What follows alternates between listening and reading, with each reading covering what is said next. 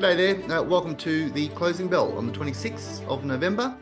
My God, it is boring out there, I've got to say. The market's heading into that Christmas period. Maybe we'll get a bit of a flurry of activity in the next couple of weeks, who knows? But we know that that Christmas period can be pretty dull. Volume dries up. It can really be much better playing golf than watching stocks go nowhere fast. But we are heading up into resistance. You know, volume really is dropping off quite sharply the higher the market goes, which makes me a little suspicious that no one's that interested. I know that out there, the hedge funds, they're not very highly positioned either way. They've dumped a lot of their positions. I think the hedge funds, their top 10 stocks make up over 70% of their portfolio now, where it's usually around 50, 60%. So that gives you a sense that they have some core positions they're holding and they're dumping the rest. So they're not that exposed. They've got a lot of short futures positions on. And in that situation, you know, the market can grind higher, just squeezing out those shorts. So it just feels like there's no real direction. I wouldn't be jumping on anything thinking this is the start of the new bull market or anything like that. Not seeing any signs of that. But gold is looking a little interesting, I guess, and how it finishes this month will be all important. So I'll quickly show you that and my little prediction on where I think the ASX is heading. All right, so let's jump to the charts. I want to start off with the ASX 200 because it is quite clear. So this is a weekly chart of the ASX 200, and I just think it's quite interesting to just trace out for you a bit of a prediction on what I think is going to happen here, so you can follow it. We've had from the all-time high that was created around April, and we had that very sharp sell-off into June, and that created the range that we've been in ever since. And obviously you can see the 2020 crash. So we have this wave to the upside. So they're the key sort of points, I guess, I'm pointing out. We have this correction. And so I'm zeroing in on that correction. And you know that I'm interested in these buy and sell zones. And what usually happens in a market, the thing that really stuffs up most traders, you have this wave here. Okay, we got the mean reversion, which is what I say keeps happening over and over again. There's the midpoint of that wave. So we had that mean reversion. Then things turn back down. And I can tell you when it's down here, so many people are assuming that this level is going to break. People who've bought on the way back up are dumping their positions, giving up. And lo and behold, it finds support in that area where very few people are looking, which is that buy zone of that whole wave down here. And it ended up doing a reversal from there, turned around, back through the point of control. And now what I want you to notice is that it's racing up and is touching actually today the bottom of the sell zone of that whole wave down. So this is where it starts to get interesting because my prediction would be that, okay, it might head higher, but around this area is where I'd expect to see some sort of top to be formed. And if from that point, we then see the overlap of this high here, and this is when I will show you this ABC formation, which happens so often, where you get this, an initial wave down, which is this leg. Let's call that to X. Then we have the A leg back up, the B leg, which doesn't go below X, then the C leg, which travels above A, and then you're waiting for that C leg to fail. As long as it stays below that high point, then turns back down. If it fails back below A, that's when that ABC overlap has happened. And that's when you're looking at the possible next leg down. So that is sort of a formation that happens very often. And it also sort of, fits in with the whole idea of this waves and the buy and sell zones, which is what fools everyone. Because now, as it rallies, people are now getting bullish, thinking that the market's going to bust out above that high. And look, yes, it could. And while we've got the weekly trend marching higher, you allow it to do what it's doing. This is why you need to have these rules to wait until you get that weekly sell pivot. So, for example, your rallies have another week of buying, goes up into the guts of that sell zone. Then if the selling returns and we get the weekly close below the low of that highest price candle in this weekly move going higher, that's when I'd start to get a bit excited. And then from there, you could start to see the next move.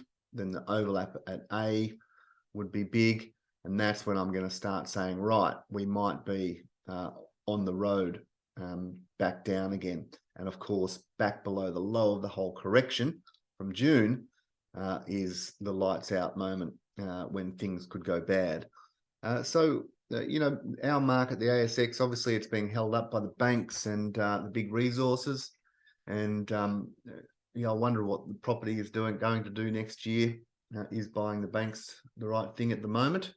But our market is really not showing what's going on beneath the surface. The fact that we're now so close to that all-time high, it really doesn't show you what's going on in that small cap space. The stocks there still really bombed out, although I am starting to pick up a few things. But that's my sort of prediction for you today to watch.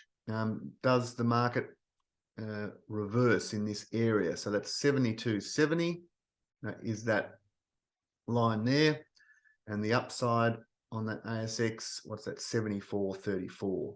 So 74.30, let's say. So 72.70 to 74.30 is my area where I think we're going to ultimately top out and start heading down. Now, gold is the other interesting one that I wanted to point out today, because we are in a situation where it's getting close to potentially creating that monthly buy pivot we've been talking about. And what I want you to focus on, I'll actually just get rid of that just to make us focus in on the current price action. So we've got this big wave we know of. We've had the correction. There's that low of the correction. We've had a clear out of positions below there, and I have gone through this with you before, but just for new people. So that's what I like to see is, lots of work done, lots of positions built up, and then there'd be lots of stoppies below the major low there. So lots of stoppies going off below here for a few months. And then all of a sudden, we've actually had the false break. So what I like to see is that monthly buy pivot. So as prices have fallen, there's the lowest price candle. I want a monthly close above the high of that candle. We're looking like it's possible, but we're not there yet. So we need gold prices to close above 1735 next Wednesday. If it can do that, then we might be getting prepared for, even though it might have more weakness, a bit more of a move to the upside. And you've just got a line in the sand, below that low, saying if we head back below there, well, that's lights out.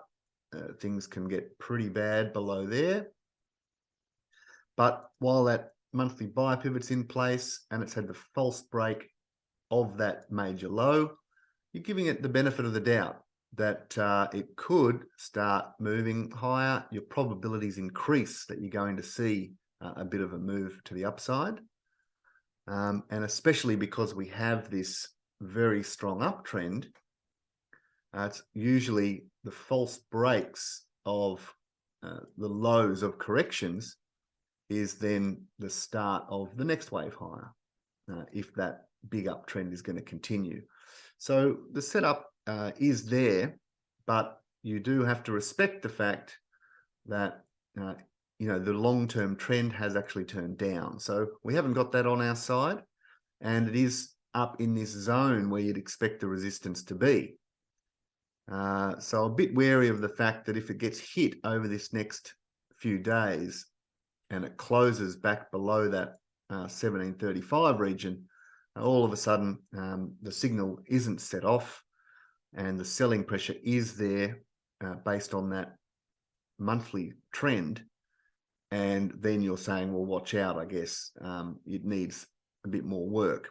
And it just remains a fact that if things turn back down below that low, there's not a lot of support.